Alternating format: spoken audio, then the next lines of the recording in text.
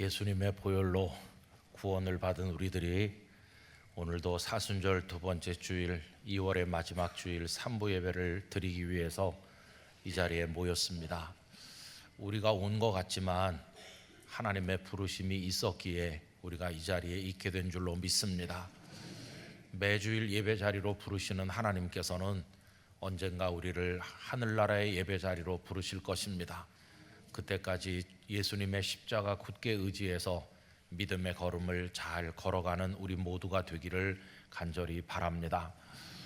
오늘도 예배당에 들어오신 성도님들과 또 부속실에 예배하시는 성도님들, 궁금한 거는 안 들어오셨는지 못 들어오셨는지 좀 궁금하긴 한데, 요 베델 기도실에도 계시고 성교관에도 계시고 배단위 홀에도 계시고 여기저기 여러 군데 지금 계셔요. 부속실에 예배하는 성도님들, 또 우리 교회를 방문하신 분들, 또 여기저기서 영상으로 예배를 드리는 많은 분들에게 하나님의 은혜가 함께 하시기를 바랍니다. 이제 2월 달이 마무리되고 봄의 전령인 3월이 다가오게 됩니다. 꽃피는 봄인데 여러분, 우리도 가슴을 펴고 더 뜨거운 열심으로 하나님을 경외하기를 원합니다. 주보를 보시면 여러 가지 다양한 훈련 프로그램들이 동시에 시작이 되고 있습니다. 꼭 필요한데 신청하셔서 훈련도 받으시고 은혜도 받으시고 건강한 그리스도인으로 하나님 앞에 서시기를 바랍니다. 한 가지 제가 말씀을 잠깐 드릴 것은, 우리 국제예배부에서 어와나 프로그램을 이제 진행하는데, 이 어와나는 부끄러울 것이 없는 일꾼으로 인정된 자라고 하는 바울 사도를 통해 디모데에게 하신 말씀에 그 귀절을 영어로 써놓고 첫 글자들을 이렇게 떼서 만들면 어와 나가 됩니다. 이거는 우리 어린이들에게 성경을 암송하게 하고 믿음의 훈련을 시키는 국제적인 프로그램인데, 전 세계 117개 나라에서 이루어지고 있다고 하고, 우리나라에도 약 850여 개 교회가 어와나 프로그램을 통해서 우리 자녀들을 훈련하고 있습니다. 근데 우리 교회는 금요일 저녁에 이제 하려고 하는데, 부모님은 금요 기도회를 오시면 되고, 금요 기도회가 끝날 때가 되면 애들은 어와나가 끝나게 될 것입니다. 근데 우리 교회는 유일하게 그 어와나 프로그램을 영어로 진행하고자 합니다. 국제예배부에서 성경도 영어로 외우고 전부 영어로 진행을 해서 아마 우리나라에는 유일하게 우리 교회가 그렇게 하려고 하는 것 같은데요. 여러분들의 자녀를 데리고 오셔서 기도도 하시고 자녀들은 또 어와나 참여하도록 그렇게 해주시면 아주 멋진 기회가 될 것이라고 생각을 합니다. 조금 시간이 흐른 얘기긴 한데요, 한 장로님께서 아파트를 새로 사셔서 입주하면서 성도들을 수십 명 초대하고 목사님 오셔서 같이 식사도 하고 축복기도 부탁합니다. 이래서 약속을 했습니다. 그리고 그날이 오기를 기다리는데 이게 웬일인지 그날 낮에부터 그 지역 일대 정전이 됐습니다. 그래가지고 모든 게 다 그냥 멈춰 섰어요. 요즘에는 고층 아파트가 많지만 그때만 해도 그렇게 많지 않을 텐데, 이 장로님 새로 사신 아파트는 17층이었습니다. 이제 문제는 모든 게 다 멈춰섰기 때문에 17층을 계단으로 컴컴한 데로 올라가야 되는 거죠. 근데 뭐 저 같은 사람이야 얼마든지 올라가지만, 연세 많으신 권사님들, 이 장로님을 사랑하는 분들이 그거 깜깜한데 17층 올라가신다고요? 굉장히 힘들었습니다. 어떤 권사님 말씀이, 천국 가는 게 이렇게 힘들면 난 못 가 그런 농담을 할 정도로 힘들었어요. 그래가지고 컴컴한 데 둘러앉아가지고 몇 개 촛불 켜놓고 그거에 의지해가지고 예배를 드리는데, 이렇게 당연하게 들어오는 전등불이 그때 딱 끊어지니까 그렇더라고요. 얼마나 힘든지. 그래서 무엇인가가 끊어진다는 고통을 생각을 해봤습니다. 그래도 다행히 예배 끝날 무렵에 주문한 뷔페 음식이 도착했어요. 그 배달하는 분이 그거 다 들고 아마 계단으로 올라오신 것 같은데, 음식이 얼마나 맛이 있겠습니까? 그렇게 차려놓은 음식이. 그리고 참 감사한 거는 먹을 때쯤 되니까 전등이 딱 들어와 가지고 맛있게 먹은 기억이 지금도 나요. 근데 여러분, 살다 보면요, 당연하게 여겨지던 게 딱 끊어지는 때가 있어요. 하나님 나 사랑하신다, 하나님 나 돌보신다, 그거 당연한 거지. 그런데 그게 딱 끊어져 가지고 날 사랑하지 않으시는 것 같고, 아예 나를 던져버린 것 같이, 외면하신 것 같이, 하나님으로부터 아무 응답도 없을 때, 그런 어려운 때가 온다는 거예요. 여러분, 십자가를 지시는 예수님의 모습이 그러합니다. 하나님의 독생자이신 예수님께서 가야바 법정에, 그리고 빌라도 총독에게, 헤롯 왕에게, 다시 빌라도 총독에게 거칠 사람들에 의해서 끌려다니시면서 재판을 받으실 때, 결국은 사형 판결을 받으시고 로마 군인들에게 침뱉음 당하고 뺨을 얻어맞으시고 채찍에 맞아 피투성이가 되고 가시면류관을 씌워서 이마가 다 찢어지고 피가 흘러 눈으로 들어가고, 그리고 그 참혹한 모습을 가지게 되셨을 때, 그 만신창이 몸으로 그 무거운 십자가를 지고 골고다까지 비틀거리며 올라가실 때, 하나님은 어떻게 되신 건지 아무 반응이 없으셔요. 아니, 독생자가 지금 그렇게 됐으면 손을 내밀어야 되실 것 같은데, 하나님의 무서운 침묵, 하나님의 무반응, 도대체 어쩌자고 하시는 건지. 유일한 도움이 있었다면 유월절 순례자로 예루살렘에 왔던 구레네 시몬이 예수님의 십자가를 일정 부분 옮겨다 드린 것 외에는 아무 도움도 없이 완전히 버려진 존재처럼 우리 예수님께서는 고통을 받으셨어요.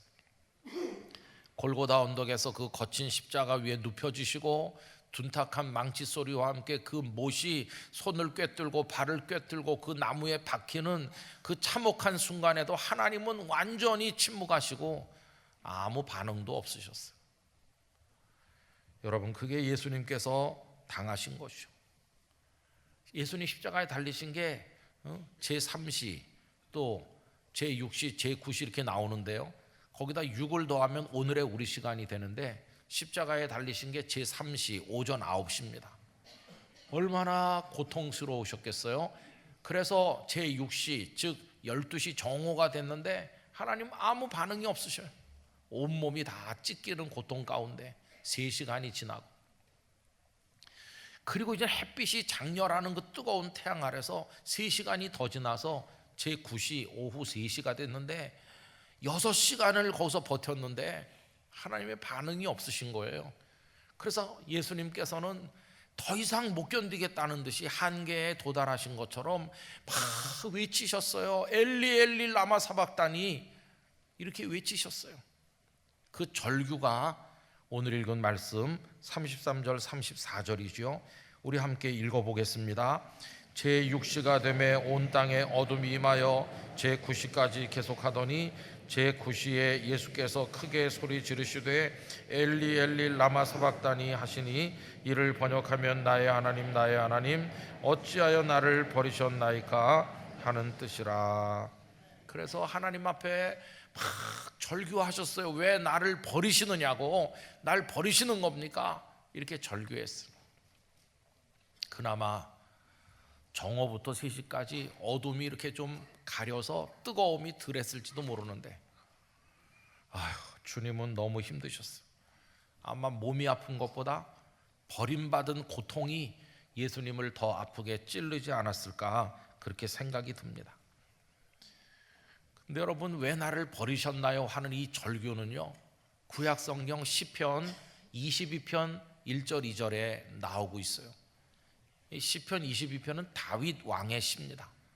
다윗이 골리앗을 이기고 사울 왕의 측근 장수로서 많은 전쟁에 공을 세워서 나라를 위해 크게 기여했지만, 사울은 그를 최고의 정적으로 여겨 죽여 없애려고 하다 보니까 이 다윗이 이스라엘 땅 안에서 어디 피할 데가 없는, 하루하루 목숨 부지하기가 어려운 처참한 지경에 쫓겨다니지 않았습니까?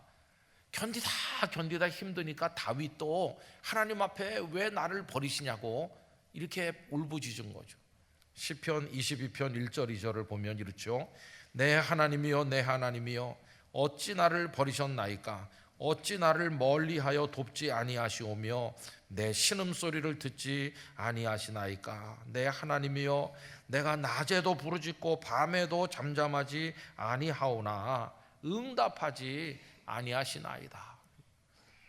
도대체 왜 아무 반응도 없으십니까? 이렇게 하는 거죠. 저는 우리 영락교회 성도들, 또 오늘 우리 교회 예배 접속하신 많은 분들 중에 그런 분이 계실 거라고 생각합니다. 지금 이 심정을 내가 이해할 수 있어요. 하나님 지금 나한테도 침묵하시잖아요. 내가 지금 죽을 지경인데 왜 응답을 안 하십니까? 내가 뭐 하나님을 배반했나요? 예배를 안 드리나요? 내가 뭐 기도를 안 하나요? 내 나름대로 밤낮 기도도 하고 하나님 앞에 잘 살아보려고 하는데 왜 이렇게 나에게 무관심하시나요? 아마 이렇게 울부짖고 싶은 분들이 우리 성도님들 중에도 있으실 거예요.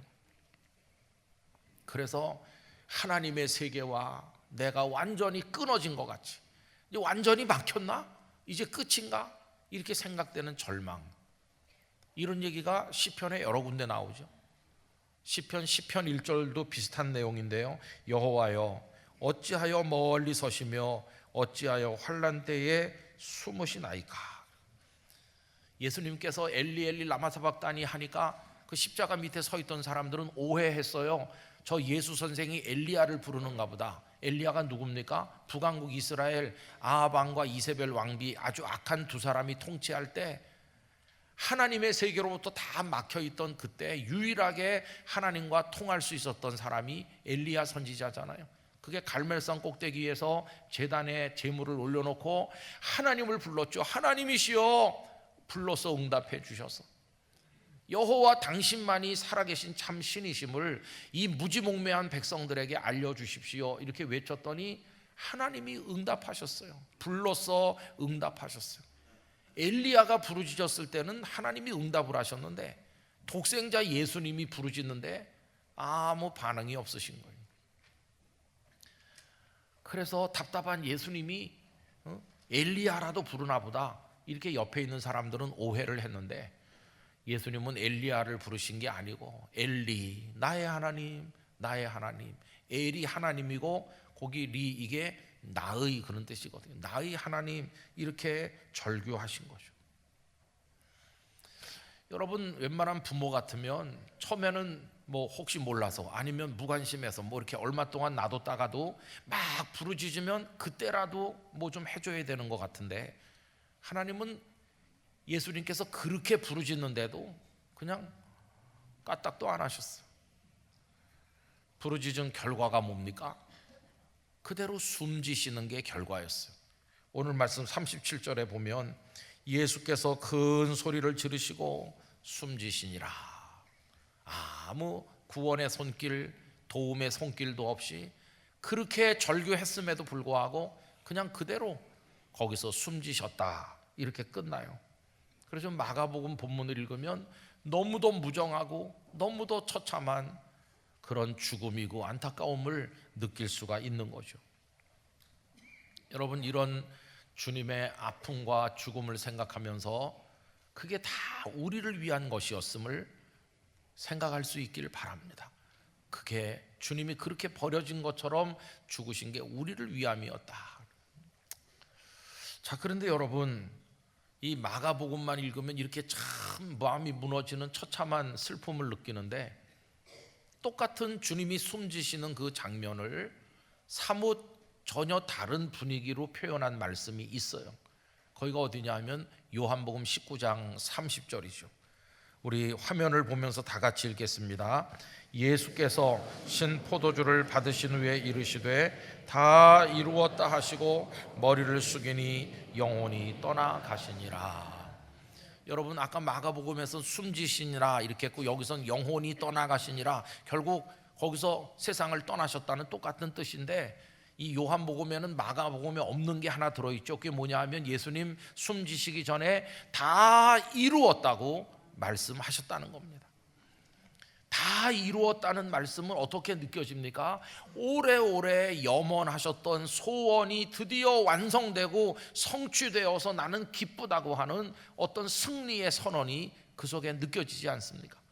아까 그 마가복음에서 그냥 큰 소리를 지르고 숨지셨다 하고 다 이루었다고 하시고 영혼이 떠나가시는 거하고 느낌이 전혀 다르잖아요. 그래서 여기 두 가지가 있는 거죠. 하나는 버려지신 고통 가운데서 슬프게 생애를 끝마치시는 그 모습 하나하고, 또 하나는 그 슬픔 속에서도 다 이루었다고 승리를 선언하시는 그 기쁨의 이야기가 두 가지가 우리 앞에 다 있는 거죠. 주님의 죽음을 이야기할 때 이 두 가지가 다 있는 거예요. 어느 하나도 버릴 수 없는 거죠. 그래서 이 두 개를 서로 연결하는 겁니다. 여러분, 제가 오늘 이 설교 말씀의 제목을 정하면서 이 두 개를 좀 이어보려고 노력을 했거든요. 그 설교 제목이 두 부분으로 되어 있는데 앞부분은 이루지 못하심으로써입니다. 이루지 못하심으로써는 안타까움이 느껴지잖아요. 예수님께서 힘없이 수동적 입장에 계신 것처럼 느껴지죠. 예수님께서 이루시고 싶은 게 있었어요. 엘리 엘리 라마 사박단이라고 외칠 때 그분의 마음에 이루어졌으면 하는 게 있었어요. 그게 뭐냐 하면 이 고통에서 좀 건짐을 받았으면, 십자가에서 좀 내려왔으면 하는 게 있는 거죠. 극도의 고통 가운데. 그런데 하나님은 아무 반응이 없으십니다. 십자가에서 건져주실 하나님이 아무 반응이 없으시니 결정권은 성부 하나님께 있으니 예수님 그냥 거기 매달려서 맥없이 숨이 끊어지신 것처럼 그렇게 보이잖아요. 그래서 이루지 못하심으로써 이 속에서는 참 안타까움이 느껴지는 거죠. 그러나 설교 제목 뒷부분은 뭐가 있습니까? 이루시다는 거예요. 이루시다, 이거는 예수님이 수동적 입장, 힘이 하나도 없는 입장에서 고통받으시는 게 아니라 당신이 주도적으로 오랫동안 계획하셨던 걸 성취하시는 승리의 모습이 나타나죠. 여러분, 삼위일체 하나님의 존재 안에서 성자 예수님께서는 이 땅에 오셨을 때 힘없는 아들처럼 보이기도 했지만 십자가 위에서, 그러나 그분은 하나님 자신으로서 우리 같은 죄인을 죄와 사망과 사탄의 손에서 구원하기 위해 오래전부터 준비하셨고, 구약 성경의 예언자들을 통해 예언하신 대로 드디어 그걸 성취하셔서 생명의 길을 활짝 열어놓으셨으니 다 이루었다고 승리를 선언하신 거예요. 그래서 그 뒷부분은 참 멋진 승리의 선언이라고 할 수 있어요. 이 두 개를 갖다 연결시키니까 이루지 못하심으로써 이루시다, 이런 설교 제목이 나왔어요. 굉장히 심혈을 기울여 가지고 설교 제목을 만들었어요. 그럼 여러분, 이루지 못한 건 뭡니까? 십자가에서 그 고통을 피해 내려오는 건 이루어지지 않았지만 이루신 건 뭡니까? 우리를 영원히 구원하여 하나님의 자녀가 되게 하고 하나님의 나라가 완성되는 이 복음이 이루어진 것이. 그래서 이 사실을 통해 대단히 중요한 걸 배웁니다. 하나님께서 일하시는 방식을 배우죠. 하나님은 어떻게 일하시나? 이루어지지 않는 것 같지만 이루시는 방식으로 당신의 일을 성취하시는 하나님이심을 배우는 것이에요. 그 앞에만 보면 안 이루어진 것 같죠? 그러나 마지막에 보면 하나님의 위대한 승리이시죠. 그게 하나님이 일하시는 방법이에요. 여러분, 이루어지지 않는 것 같은 그 고통, 왜 나를 버리시나이까 하는 그 고통의 절규, 그런데 사실은 그게 이루어지고 있는 중이라는 것이, 그게 하나님께서 일하시는 방법임을 알아야만 될 것입니다. 하나님은 그렇게 일하시는데 우리는 어떻게 하나님을 믿나요? 어떤 분은 이렇게 말했더라고요. 우리는 하나님을 즉석복권 사듯이 믿는다고. 여러분, 즉석복권이 왜 즉석인지 아시죠? 사가지고 이렇게 긁어볼 수 있으니까. 꽝인지 뭐 당첨됐는지 즉석에서 결정되잖아요. 우리는 그래서 즉시 되는 걸 좋아합니다.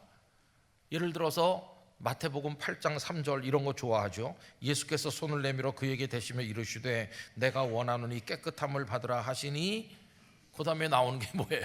즉시 그의 나병이 깨끗하여진지라. 할렐루야 그러는 거죠. 왜? 즉시 됐으니까. 즉시.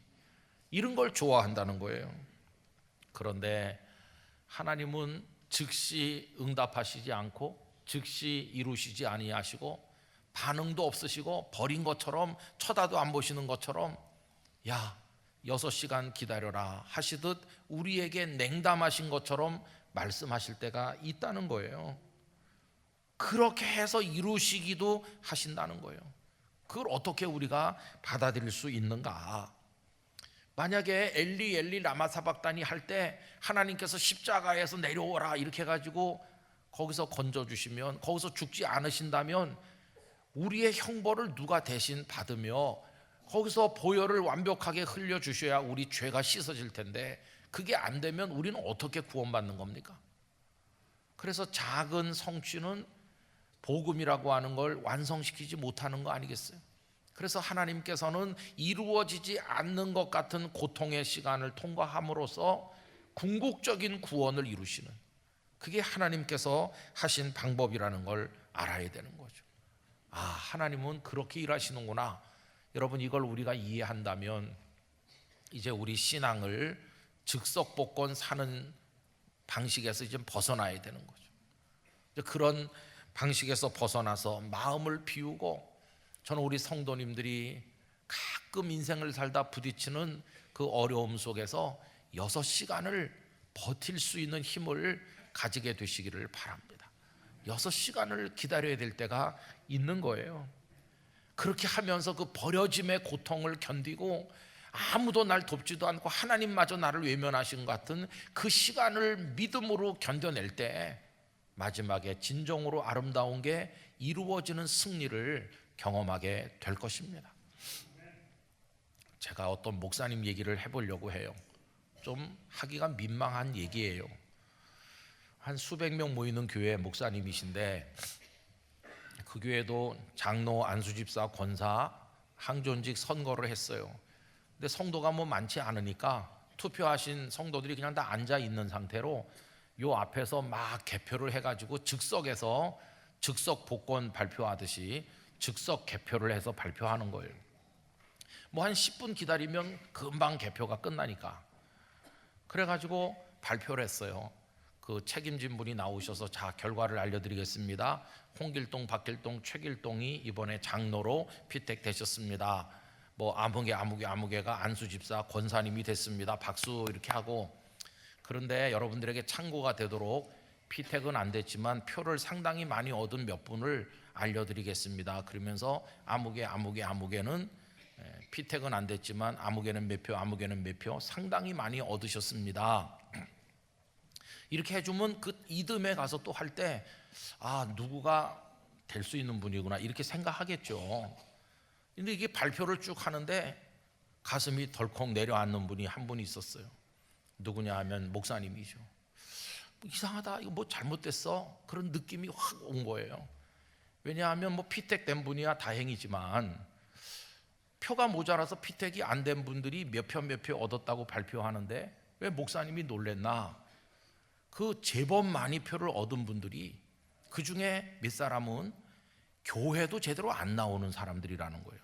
예배도 제대로 안 나오는 사람이, 한 표도 안 나올지도 모르는 사람이 어떻게 이렇게 많은 표를 얻었지?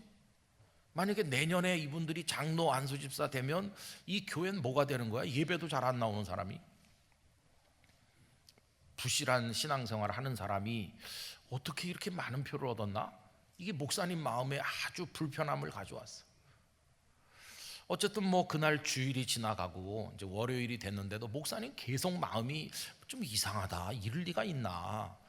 그래서 월요일 날 쉬는 날인데 부목사님을 한번 불러가지고 교회 그 투표용지가 보관되어 있는 금고를 열고 꺼내서 다시 재검표를 해서 두 분이 보니까 이제 이런 식이에요. 그 표를 상당히 많이 얻었다는 분이 실제로는 한 30표 얻었다면 그 마지막에 결과를 기록한 기록지 거기에는 뭐 90표 이렇게 써 있는 거예요.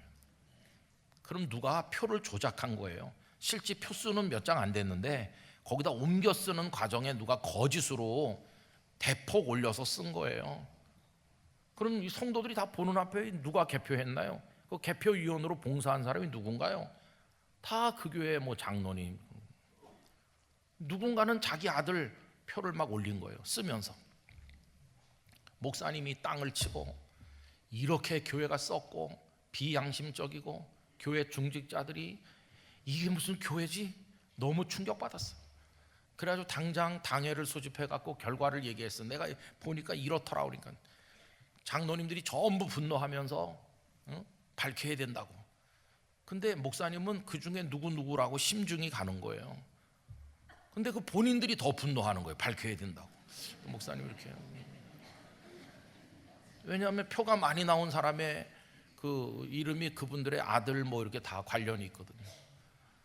근데 그걸 어떻게 말하겠어요? 밝혀야죠. 밝힙시다. 그리고 우리 교회가 기도합시다. 이렇게 했는데 이제 시간이 한 주, 두 주 지나잖아요. 그것 때문에 계속 당회를 모이는데 분위기가요 싹 바뀌었대요. 어떻게 바뀌었냐 하면 다 목사님 책임져야 된다고. 왜냐하면 당회 결의도 없이 목사님 마음대로 근거를 열어가지고, 우리 당회가 언제 근거 열으라고 동의해 준 적이 있냐? 목사님이 불법으로 혼자 당회를 그 근거를 열어가지고, 그 누가 뭐 우리 봤냐? 목사님이 부목사 불러가지고 했대는데, 아니 원래는 맞는 거를 목사님이 그 조작한 거 아니요? 이렇게 얘기하면서 교회가 이렇게 혼란스러워진 건 목사님 당신 탓이라고, 책임지라고. 책임을 어떻게 져요? 그 교회에서 나가라는 거예요. 아니 거짓은 누가 저질렀는데, 물론 목사님이 당의 동의를 받았어야 되는지는 잘 모르겠지만 뭐 절차적인 하자가 있다 칩시다. 그럼 뭐가 더 본질적으로 문제입니까? 본질적 문제는 그런데 목사님이 책임지고 교회를 나가면 우리 교회는 조용하다.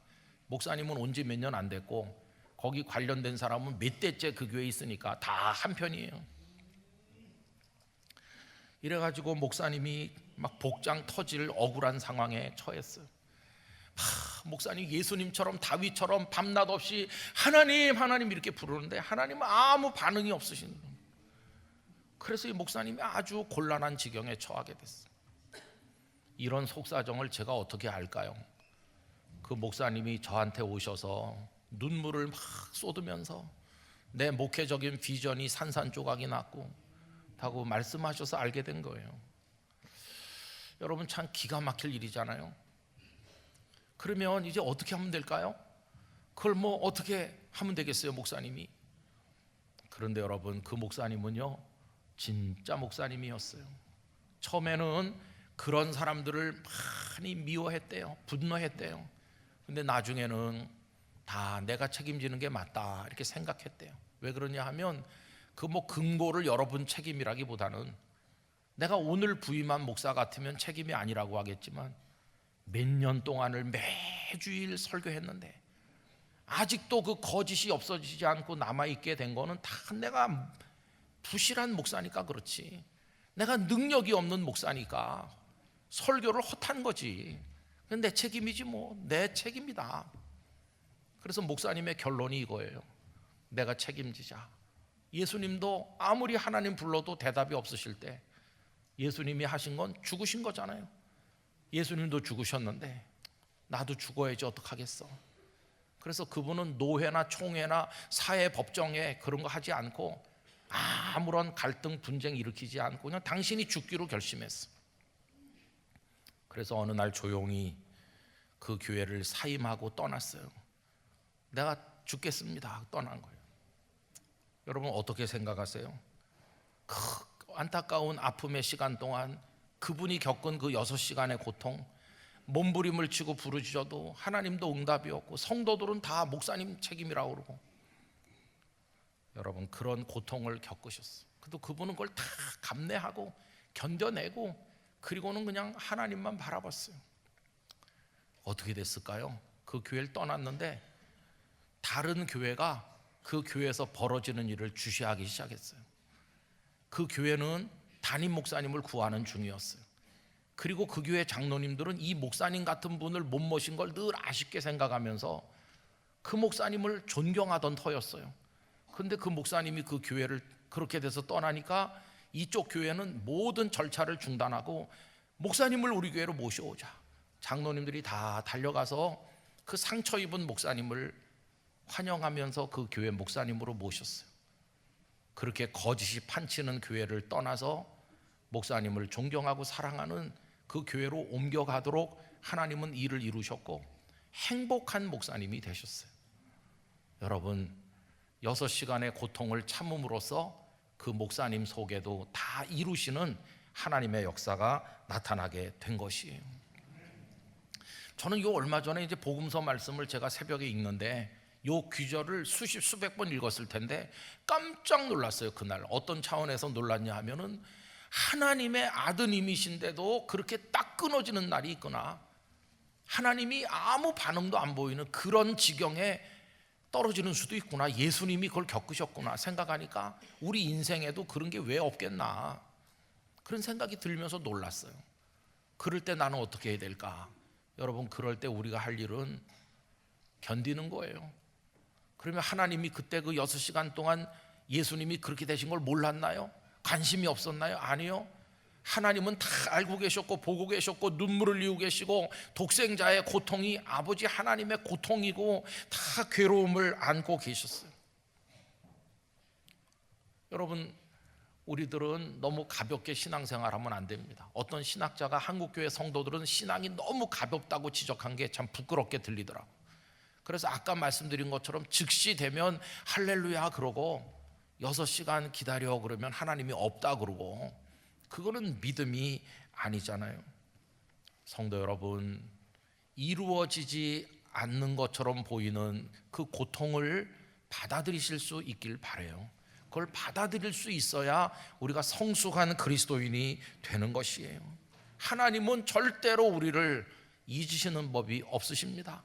노아와 그의 가족이 방주 안에 들어가서 답답함을 참지 못하고 괴로워할 때 하나님은 자카르 하셨다, 그들을 기억하셔서 방주 안에 노아 가족들은 몰랐지만 바깥에 물이 다 줄어들게 하면서 그들이 나와서 살 새로운 세상을 준비하고 계신 거잖아요. 그 6시간 동안에 하나님은 예수 그리스도의 부활을 준비하고 계시는 거예요. 결과가 어떻습니까? 오늘 말씀 끝에 보면 예수님이 숨지시는 그 순간 성소의 휘장이 위에서 아래까지 쫙 찢어지면서 길이 열려서 하나님의 은혜의 보좌 앞에 모든 죄인이 나갈 수 있도록 구원의 길이 열렸을 뿐만 아니라 백부장이 깜짝 놀라면서 하나님의 아들이시라고 승리의 소리를 외치시는 예수님을 보면서 백부장이 진심으로 하나님의 아들이시다. 여러분, 위대한 승리가 아닙니까? 저는 우리 모든 성도님들이 이 하나님이 일하시는 방식을 배우게 되기를 원하는 것입니다. 즉각 기도하는 대로 응답을 받으면 장난감 떼쓰는 아이가 금방 장난감 받을 때 느끼는 그런 가벼운 기쁨은 있겠지만은 깊은 차원에서 예수님을 이해하는 영성, 예수님을 닮는 영성은 배우지 못할 것이에요. 그러나 오늘 예수님이 겪으신 그 일을 우리도 인생 속에서 만날 때 이걸 감당해낼 수 있다면 다 이루시는 하나님의 은혜를 맛보게 될 줄로 믿습니다. 우리 성도들 중에 지금 6시간이 막 시작되는 분이 계실 거고, 어떤 분은 지금 정오쯤 된 분도 있을 거고, 어떤 분은 완전히 기력이 진해서 하나님을 원망하는 지경에 이른 분도 계실 거예요. 그러나 여러분, 그 시간이 차면 다 이루시는 하나님의 손길을 경험하게 될 줄로 믿습니다. 그때까지는 믿음으로 하나님 바라보며 전진하여 나가는 것이에요. 이 사순절을 2번째 주일로 지키면서 여러분 속에 하나님이 일하시는 이 방식에 대한 믿음과 깨달음이 있고 우리도 주님을 따라갈 수 있게 되기를 간절히 기원합니다. 기도하겠습니다. 아버지 하나님, 우리 주님은 이루지 못하시는 것 같은 좌절과 고통이 있으셨지만 그 시간을 통해서 오히려 위대한 생명의 복음을 완성하시고 우리를 구원하시는 길을 이루셨습니다. 주님은 아프셨지만 승리하셨습니다. 캄캄했지만 승리의 빛이 왔습니다. 주여, 저희도 그 깨달음을 얻고 주님의 뒤를 따르도록 은혜를 주시고 우리 성도들 중에 6시간을 통과하는 이가 있다면 반드시 승리하도록 복을 주옵소서. 예수님의 이름으로 기도하옵나이다. 아멘.